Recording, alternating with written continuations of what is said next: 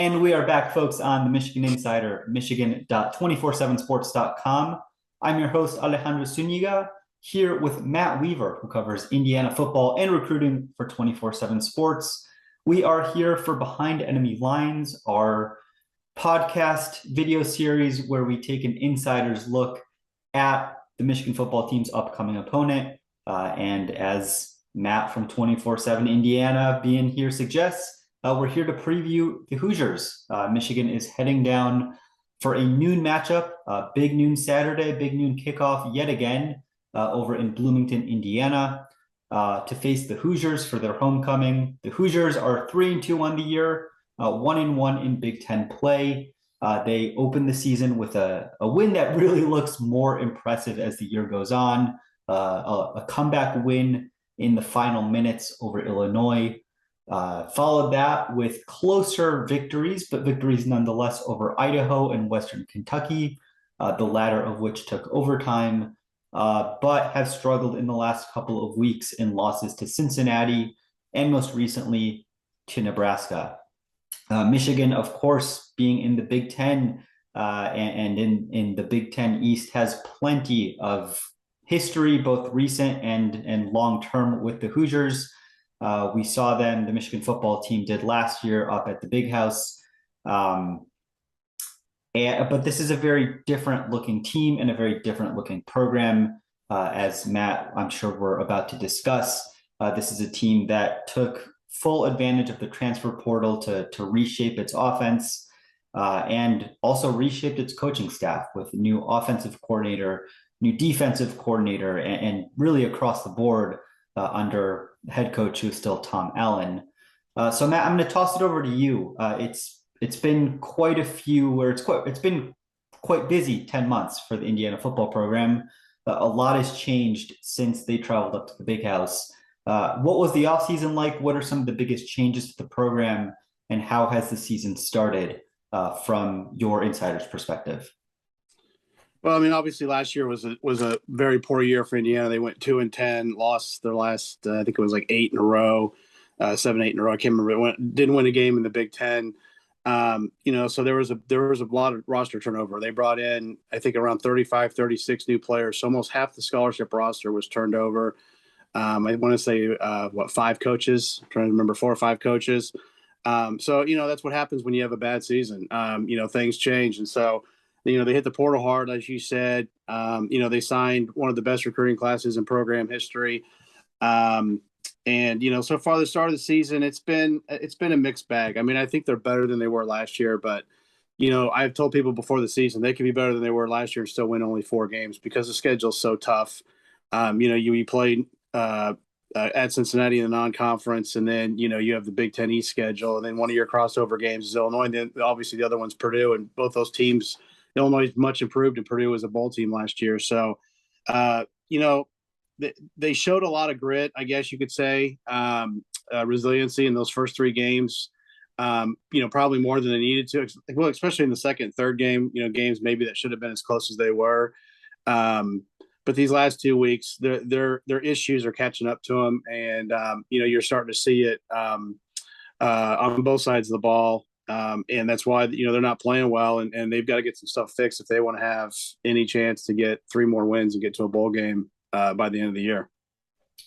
Well, we'll go ahead and get started then talking about the Indiana offense. I think that's the more encouraging side of the ball right now. Indiana brought in a new quarterback, transferred from Mizzou, Connor Bazelak. Have a couple of good transfer running backs as well. Sean Shivers, Jalen Lucas. An offense that when I look at what the new system is, it looks like it's more of a hurry-up system, one that's trying to use tempo to take advantage, to create opportunities for itself to keep the ball moving. Something that didn't seem to go quite so well against Nebraska last week. I was reading, I believe it was your story over on the Indiana site for 24/7. And Tom Allen was acknowledging that the defense was worn out by the end of the game. It was a game where the offense, particularly in the fourth quarter, particularly in the second half, couldn't really stay on the field.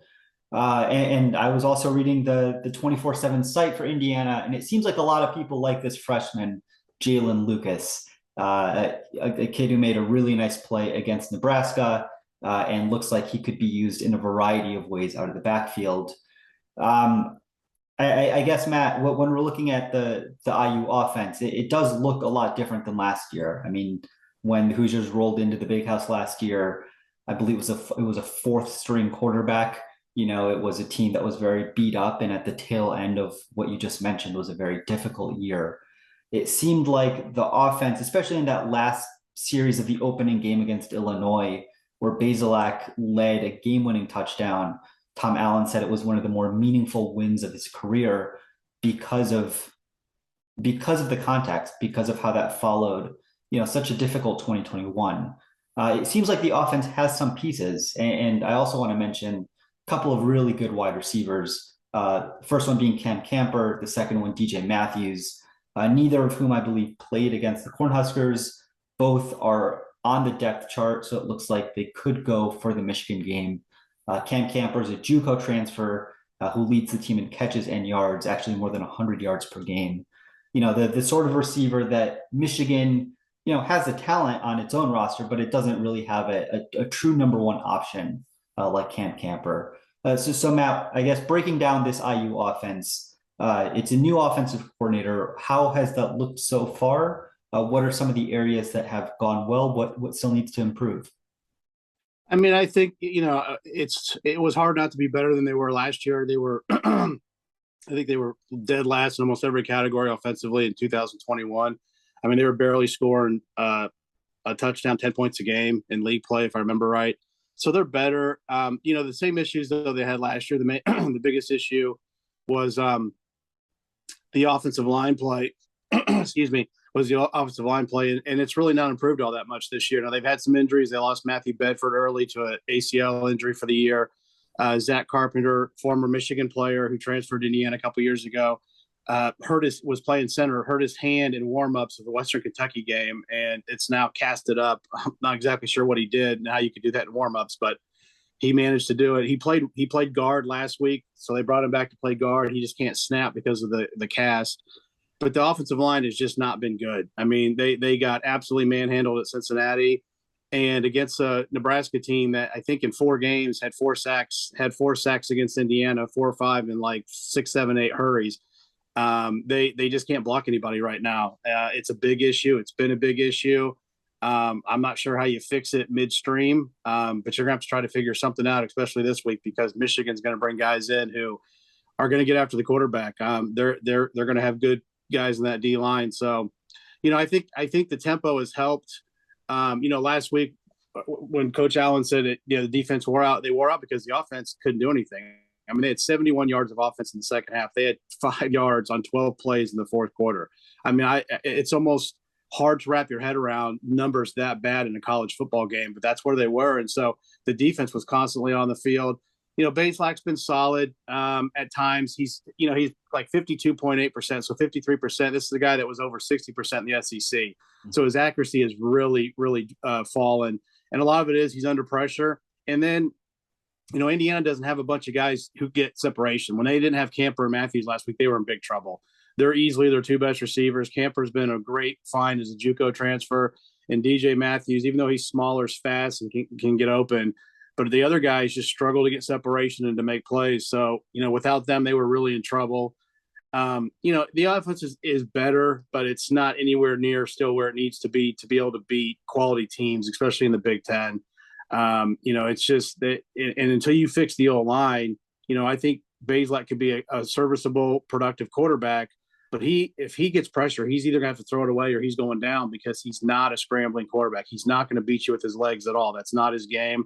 And so it's a bad match at times when the line can't block and your quarterback can't run. It's not a good combination. So, the running backs, the transfers have been solid. Lucas, it was mind-boggling last week. He had the most yards rushing for Indiana against Nebraska, and he had 3 carries, all in the first half.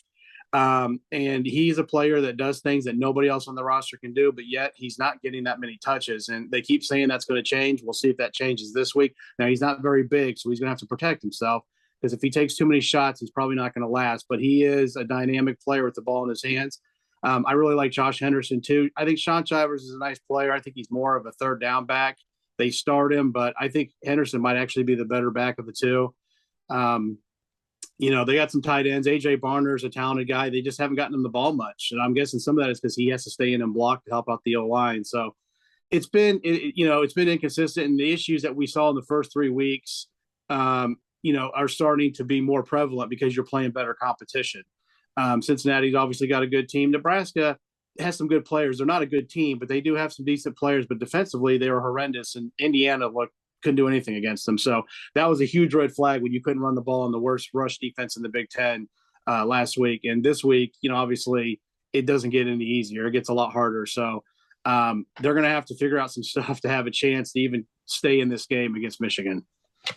Yeah, a lot of good points there. And I think one that Michigan fans probably their ears perked up when you said it were those offensive line issues. Michigan, replaced Aiden Hutchinson, David Ojabo, Chris Hinton on the defensive line and at the edge position. So generating pressure has been, and how to generate pressure from the interior and with completely new edge presences has been one of the bigger storylines of the 2022 season so far. Michigan coach Jim Harbaugh acknowledged that it's been up and down, and the pressure on the quarterback seemed to disappear at times against Iowa. Of course, Mike Morris and then Yabi Oki combined for 4 really fantastic plays in the final meaningful series there.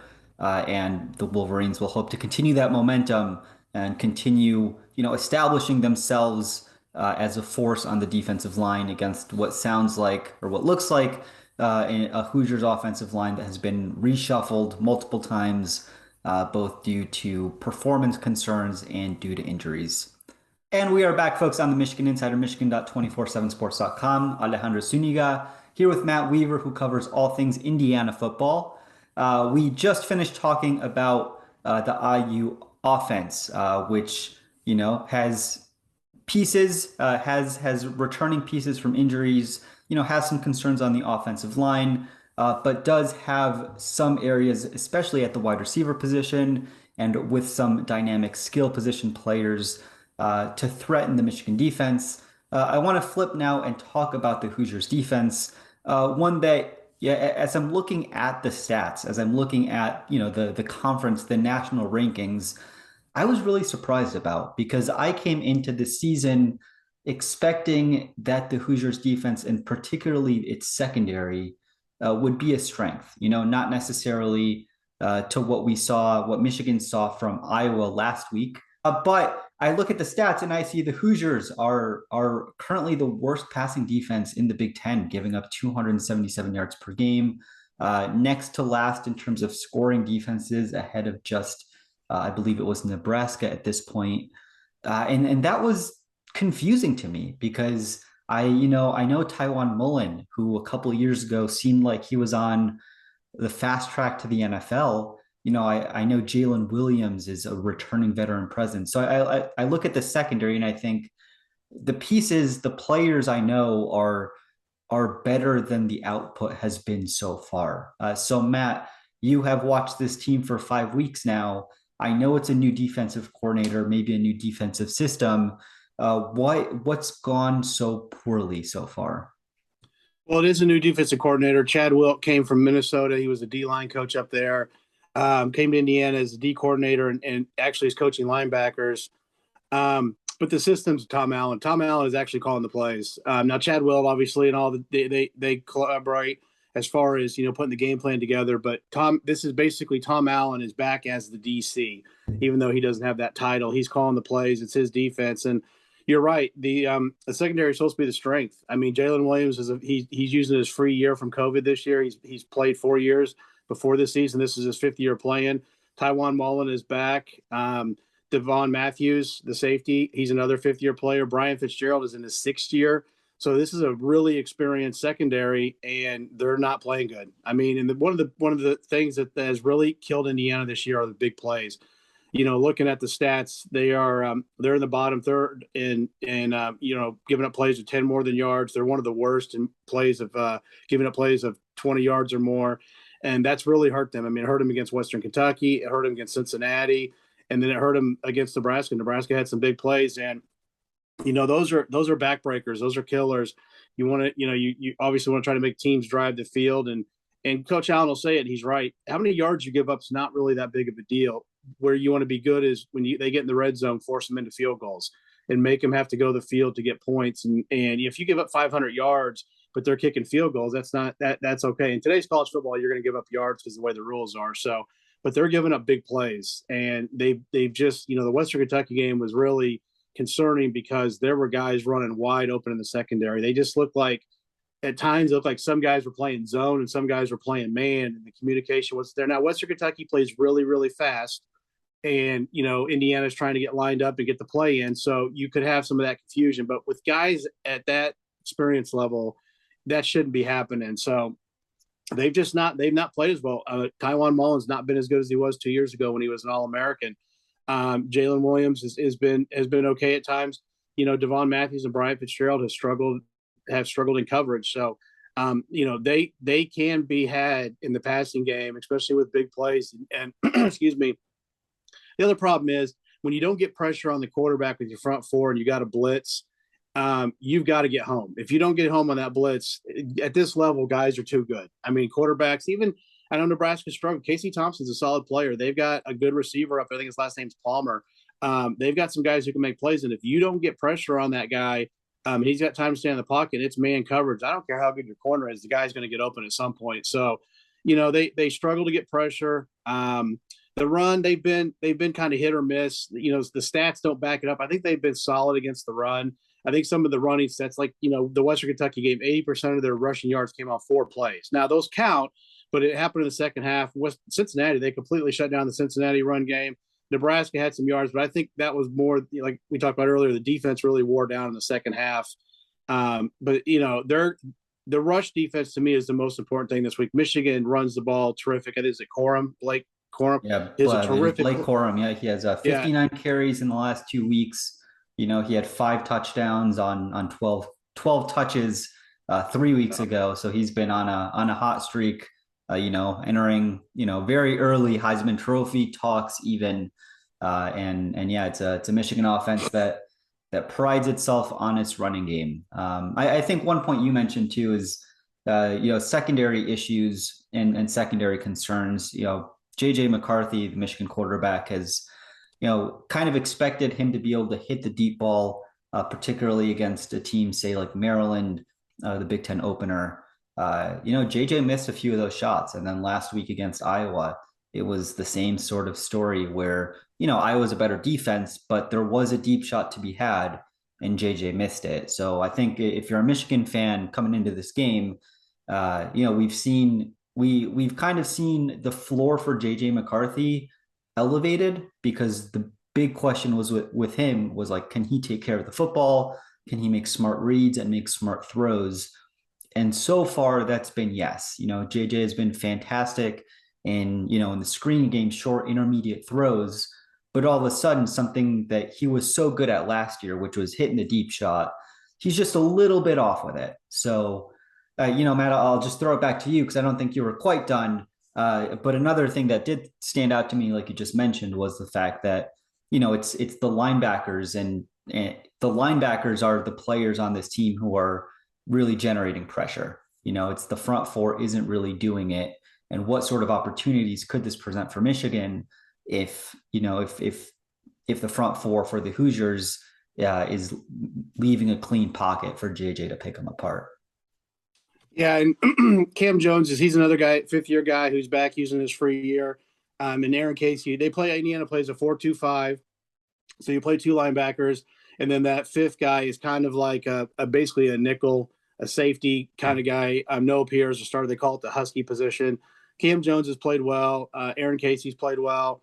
A guy to watch out for, Dasan McCullough, the highest rated recruit Indiana's ever gotten. Obviously, his father is former Indiana assistant Dylan McCullough, who's now at Notre Dame. And, before he came back to Indiana last year, was with the Chiefs when they won the Super Bowl.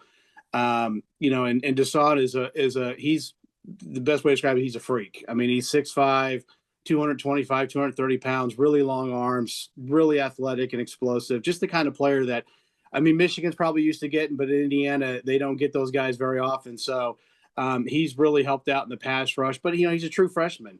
And he's, I mean, this is going to be there as the schedule goes along, he's going to be facing guys that are really, really good, week in and week out. So he's going to have to elevate his game, but he is a special talent. The thing is, they need more of guys like that. They need more help for him. And they'll do some things with their linebackers and their DBs and blitzing. But like I said, they just had trouble getting to the quarterback this year. I was just looking at the stats, and I think they're towards the bottom in sacks. I noticed Michigan, even with all their losses on the D-line, is second in sacks, and Indiana's third in sacks allowed. So once again, a strength of Michigan matches up well for them against a very, very bad weakness for Indiana. But getting back to the defense, they're going to have to shut down that running game. I mean, when I say shut it down, you're not going to shut it down completely. That guy's too good. But if he goes for 120 yards, you need to make him really work for those 120 yards. It can't be 120 yards on like 15 carries or 20 carries or something like that. And he can't have those big runs. I mean, they actually, Chase Brown in the first game, who's a really good player too, had some big runs, but they were, Indiana was able to still win that game. This week against Corum, who I've got to see a little bit. It's hard to watch other teams when you're covering your own team, but he's really good. He's, like you mentioned, he's a very talented player. And obviously Michigan does a great job of running the ball. Jim Harbaugh has always been good at having offenses that can run the ball. And then you add in a talent like a McCarthy at quarterback who can make plays. So it's going to be a tough assignment for Indiana. This, to me, the offense obviously has to score some points, but to have any chance, this is the side of the ball that's got to really step up. They're going to have to get some turnovers. They're going to have to, you can't give up the big plays, and you're going to have to slow down that running game to the point where, you make Michigan maybe a little uncomfortable if they can do that. Maybe put them in some third and longs in some situations where maybe they don't want to be in. But it's going to be difficult. It's going to be a heck of a challenge for this defense. And to me, that's the only way they have a shot to stay in this game. Well, Matt, it is homecoming for the Hoosiers. It is big noon kickoff in Bloomington for the first time ever. And for Michigan, quite honestly, it sets itself up as a game that could very well be a trap game, right? It comes after a very emotional and, from the beginning of the season, that first road test at Iowa was kind of seen as a first big hurdle for a team that really didn't play a whole lot of, competition to their level in the non-conference. And this comes before Penn State week, which will be a maze out at Michigan Stadium. What could be a battle of undefeated top programs and one of the deciding battles for the East. I look at this game and I think, with all of these factors, I know Indiana has struggled, but maybe I'm just, remembering those tight games of, the last 10, 15 or so years, some Indiana-Michigan games that have been really kind of crazy. I think this game's going to be closer than people think, not necessarily that Indiana's going to pull it off, but, when this game opens as a 21-point spread, I think, maybe that's a little too high for my taste. I just think that, when you're playing at home as the Hoosiers on homecoming with national attention and a team that has something to prove and is potentially getting back a couple of receivers that didn't play last week against Nebraska and has a freshman a running back who is growing into a bigger role. I think Indiana keeps it a bit closer. What do you think? Well, I mean, I wish I shared your same confidence. I think it's going to be – I do see what you're talking about. You guys had the Iowa game last week over there in Iowa City, which is always a tough place to play. And then you said you have Penn State next week in a big game. So I could see a bit of a trap game. It's a noon game, so it's a little bit earlier. Obviously, when I say earlier, I mean, a lot of these games are in the afternoon and stuff. So, and not only is it homecoming for Indiana, Hoosier Hysteria for basketball is Friday night. So this is kind of a big weekend on campus. I guess my prediction, I didn't realize it was 22.5. I'll go, I think it actually will be around that. I'm going to go 35-13 Michigan. My guess is that maybe they get off to a little bit of a slow start. I think they take over in the second half. I just think they'll wear Indiana down. I think Bazelak has got to complete like 2/3 to 70% of his passes.